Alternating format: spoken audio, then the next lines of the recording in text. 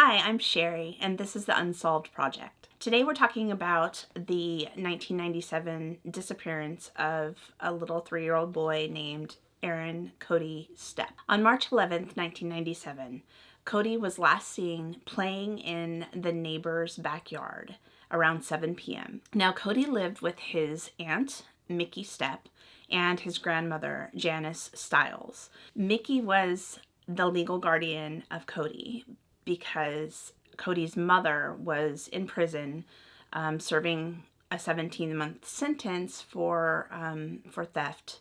Mickey gained custody of Cody in December of 1996, just a few short months before he disappeared, went missing. Mickey told the police she thought that Janice Stiles, her mother, Cody's grandmother, was watching Cody while she went to the store. Janice Stiles, the grandmother of Cody, denied that and said she thought that Cody went with Mickey to the store. So neither one of them had a good handle on who was watching Cody at the time of his disappearance, but he disappeared, according to them, during the time that Mickey went to the store and when she arrived home. Interestingly enough, Cody disappeared the day before his mom, Robin Stepp, was due to be released from prison. Now, Robin stated that her mom and sister refused to let her speak to Cody when she would call home from prison prior to Cody going missing. So once the missing child's report was filed, extensive searches went on. Helicopters covering from the air, police officers and search dogs covering on the ground and in the woods nearby, and nothing. They found nothing.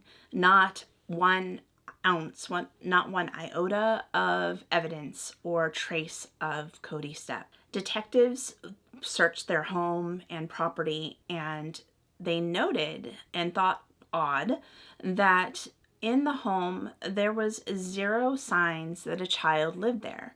There was no toys, no children's clothes, nothing that would show a little boy was living in the home. There were no photographs of him even displayed. And they thought that was very odd. His aunt, Mickey, and grandmother Janice reported that he was wearing lightweight tracksuit or jumper suit and tennis shoes when he was last seen. This is Ohio, this is March, so the temperature that evening dropped to 28 degrees. So his dress was certainly not conducive to that kind of weather. So during the investigation, Mickey took a polygraph test and failed, the aunt that had legal custody of Cody. Janice, the grandmother of Cody, refused to take a polygraph test. And according to some reports, police said that they became uncooperative after that. They never called to ask about the status of the case. They never checked in to see if there was any progress being made or if they had any new information. In 1998, so a year after Cody goes missing, his mother, Robin Stepp, files a petition to have him declared legally deceased. Okay, so you guys, this hearing produces some crazy information about the circumstances leading up to Cody's disappearance and just what some of the behaviors of his grandmother and aunt in the months leading up to his disappearance. Some crazy information. Let's get into that. So several family members testified that they had not seen Cody for months, and some said even up to a year prior to the date of his disappearance. Neighbors reported that as well, that they had not seen Cody or a little boy at that home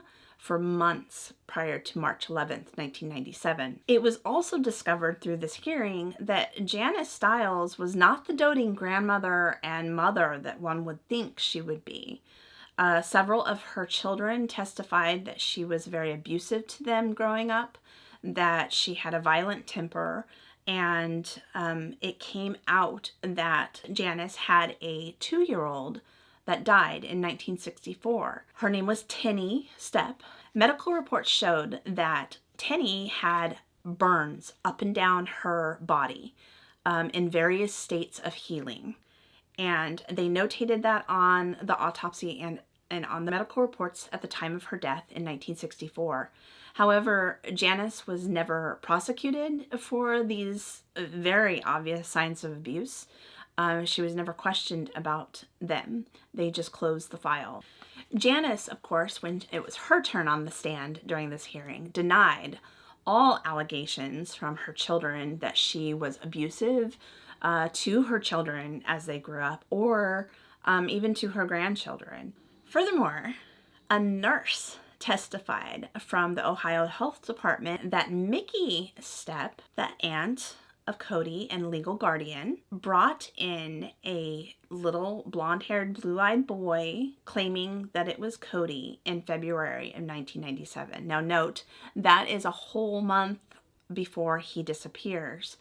And she brings him in for vaccinations for a 3-year-old. Later, the nurse sees this little boy again, meets him in the office, and notes that this isn't Cody, and now they're giving a different name.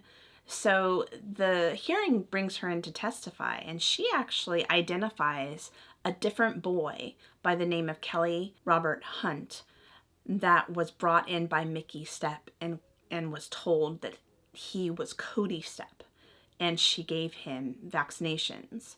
So this led down a rabbit hole of finding Kelly Robert Hunt's mom, Rebecca Hunt, who is a friend of Mickey Stepp. Rebecca Hunt gets on the stand and testifies. She did indeed let her son stay one night over at Mickey's, but of course she never gave permission to give him immunizations. So this was the testimony. The nurse identified this other boy as being the one that Mickey brought in and identified as Cody to get vaccinations. So most of the detectives in this case who've been involved in this case in Ohio believe that Cody met foul play, although they have no evidence of this. They have no physical evidence at all, actually, even evidence that he lived or existed in the home of Mickey and Janice. So, but this is their theory. Robin's theory, Cody's mom, is that her sister, Mickey, and her mother, Janice, handed over Cody to a family member, either in West Virginia or Kentucky, where they have relatives, and somebody has him in one of those areas, still within the family. That is her firm belief. And there's actually a detective that has been working the case since 2011 that agrees with Robin, Cody's mom, that this is a strong possibility that he is alive and with other family members. Both Mickey Stepp and Janice Stiles have since died, so we no longer have access to them to ask them additional questions, further questioning. There's that has become a dead end. Mickey maintained her innocence to the day she died. She died of natural causes in 2004. I don't know much about Janice's death or when she even died. I couldn't find a lot of information on that. Detectives have not given up on Cody. In 2012, they received a tip that there was a teen living in Kentucky by the name of Aaron Cody Stepp that matched the description of Cody as a toddler and looked similar to the age progression photos that had been done over the years of Cody. So investigators traveled down to Kentucky to acquire this teen's DNA and to match it against Robin's DNA. And unfortunately, it wasn't a match. So they still are holding out hope that Cody is out there and somebody knows something.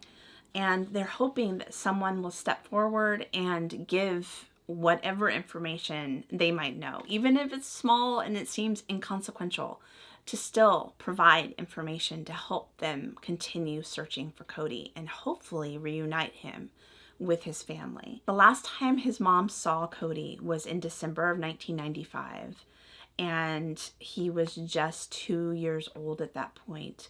She described him as happy and bubbly and loving child, and she deeply misses him. She has not given up hope on finding him and finding out what has happened to Cody, where he's at, and she's still looking for him. Detectives are too. The detectives have not given up as well. If you have any knowledge or information that you think could help with Cody Stepp's case and finding the whereabouts of him, please contact Columbus, Ohio Police Department. I will link below the contact information if you have any information that you can submit. And also keep in mind, your tips can be submitted anonymously. So look for links down below. Let's continue the conversation. Let's chat below about what could have happened to Cody, and if there's any information or sightings. There was a sighting a couple of years after, or a year after he disappeared, but it was unconfirmed. A little boy that looked like Cody was seen in Pennsylvania with 2 women and 2 other children, but they never could confirm who these women were and who these children were. So it may have been a case of mistaken identity or not. They just don't know. But like I said, they keep looking and they keep taking any viable tips that come in so that they can find Cody Stepp. Thanks for joining me. If you are interested in learning about more cases, I'm going to be posting more on the Unsolved project. And if you'd like, consider subscribing. I'd love to have you join me. Thanks so much.